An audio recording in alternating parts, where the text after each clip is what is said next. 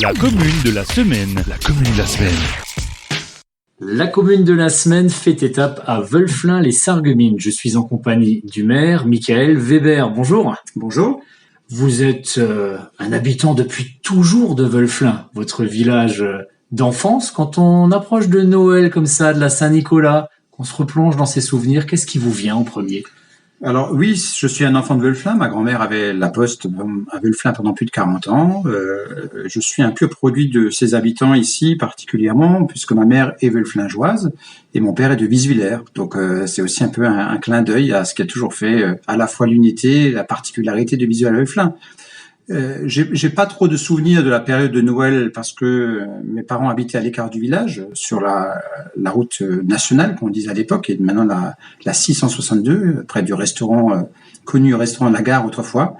Et moi j'ai plutôt des souvenirs de la forêt parce que j'ai grandi en quelque sorte dans la forêt.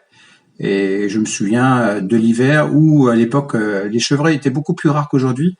Et en hiver à cette période venaient manger la salade dans le jardin qui restait. Donc c'est peut-être ça que je garde comme souvenir, plutôt un souvenir de nature qu'un souvenir de fête familiale. On en faisait bien sûr, mais c'est plutôt ça que je garde comme souvenir de cette période de jeunesse. C'est marrant, vous avez parlé de vos voisins de Wieswiller à l'instant.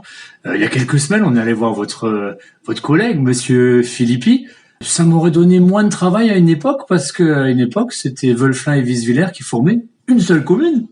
Ça remonte à longtemps, puisque il y a eu des périodes effectivement où les deux communes étaient uniques, pendant l'occupation lors de la dernière guerre mondiale, mais surtout avant 1835, pendant quelques temps. Je rappelle qu'on est la seule commune de l'arrondissement de Sarreguemines qui n'a aucun lieu de culte et qui n'a pas de cimetière, si ce n'est un cimetière privé de 4 tombes d'une religion aujourd'hui presque disparue, qui est la religion ménonite. Et que, oui, ça faisait une seule paroisse. Et que, d'ailleurs, c'est un peu la reconstruction de l'église actuelle Saint-Barthélemy à Wieswiller qui a créé des tensions telles que les deux communes se sont à nouveau séparées en 1832. Ça fait maintenant 26 ans que vous êtes maire. C'est un bail, vous me permettez l'expression. Qu'est-ce qui vous a donné envie de vous lancer en politique alors que vous étiez encore jeune à ce moment-là ? Je ne crois pas que quand on a 21 ans, on anticipe le fait de se présenter ou de se lancer en politique. Donc ça n'a pas été un choix que j'ai fait. Il s'est trouvé qu'il y avait une opportunité, un peu le fruit du hasard, et puis un espace que je n'avais pas mesuré à l'époque et qui a fait que, avec d'autres personnes, on avait constitué une liste. Il y avait 3 listes en 1995 et que ma liste est passée en totalité. Donc voilà, ça s'est fait un petit peu comme ça, sans l'avoir préparé, sans l'avoir anticipé. Si ça avait été le cas, et si vraiment j'avais souhaité faire une carrière politique, je suis pas certain que je l'aurais faite ici, mais je suis très heureux de ce que j'ai appris et surtout de cette proximité qu'il y a à servir les habitants que l'on connaît, les habitants de son village. C'est après, finalement, cette élection que les choses se sont peut-être mieux organisées, où je me suis engagé plus fermement en politique, en affichant aussi mes convictions. Vos convictions, vous avez été élu notamment dernièrement un nouveau conseiller régional sur la liste de Madame Romani.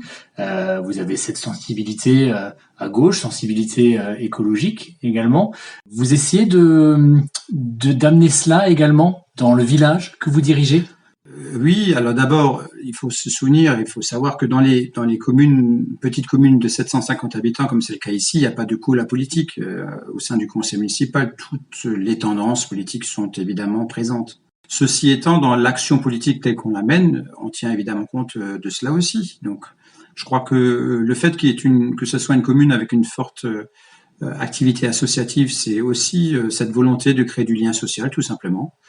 Et le fait que ça soit une commune qui produit de l'énergie renouvelable, par exemple, puisqu'on a une ferme éolienne, parce qu'on a du photovoltaïque, puisqu'on réfléchit aujourd'hui à une chaufferie à bois, parce qu'on a replanté, qu'on a soutenu aussi les associations qui sont engagées dans la matière, parce qu'on a soutenu la création d'une association qui met en avant le patrimoine naturel et culturel, Archéoptérix. C'est aussi l'autre, je dirais, ancrage qui est le mien, celui de la protection de l'environnement, non pas comme un regard sur le passé, mais vraiment comme une opportunité d'avenir pour changer les pratiques, quel que soit le lieu, le niveau, la commune où l'on se trouve. Parlez par exemple du parc éolien. Est-ce que quand on mène à bien ce genre de projet, on se rend vraiment compte que le temps politique est long ? Il est évident que ce qui est le plus difficile, je pense, pour un élu, c'est de s'inscrire dans ce temps long, parce que finalement, 6 ans, ça passe très vite. Et on passe un premier mandat à comprendre comment que ça fonctionne, on passe un deuxième à peut-être avoir des réalisations, mais sans qu'elles s'inscrivent dans une démarche peut-être globale.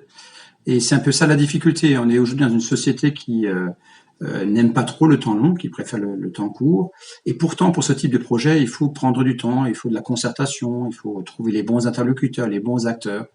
Et quand je regarde le bilan de l'action qui a été menée, elle n'aurait pas été possible si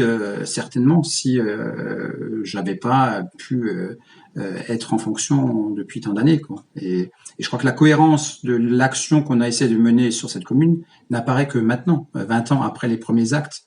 Et ça, c'est très difficile que de l'expliquer ou de l'exprimer avant, tout en rassurant les changements de pratique et ceux qui subissent parfois les conséquences ou qui en bénéficient, je pense aux habitants.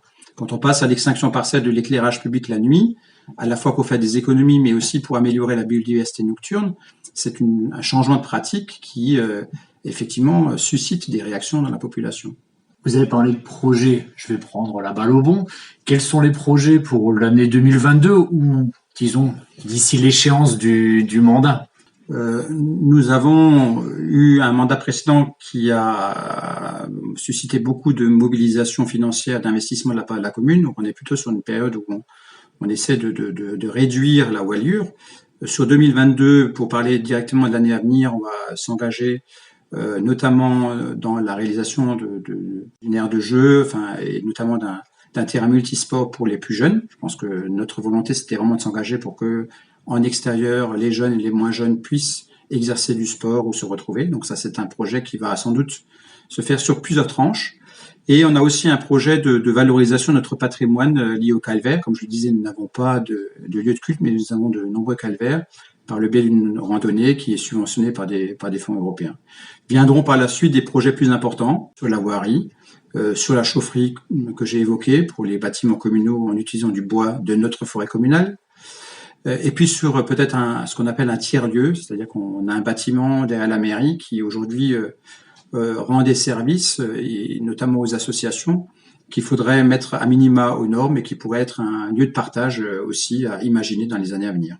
Ce partage et ces tiers-lieux qui sont des lieux de citoyenneté, j'imagine que ça doit vous tenir à cœur et à cœur de votre équipe municipale.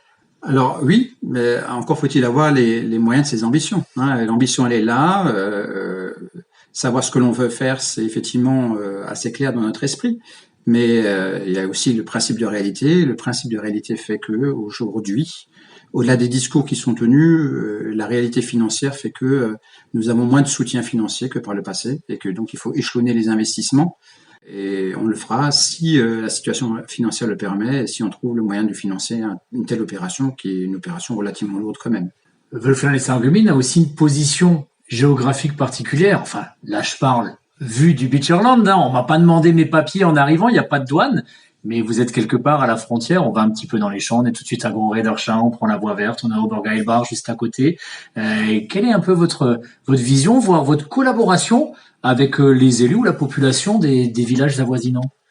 J'avoue que la position qui est la nôtre m'amène à penser que finalement on a une position centrale.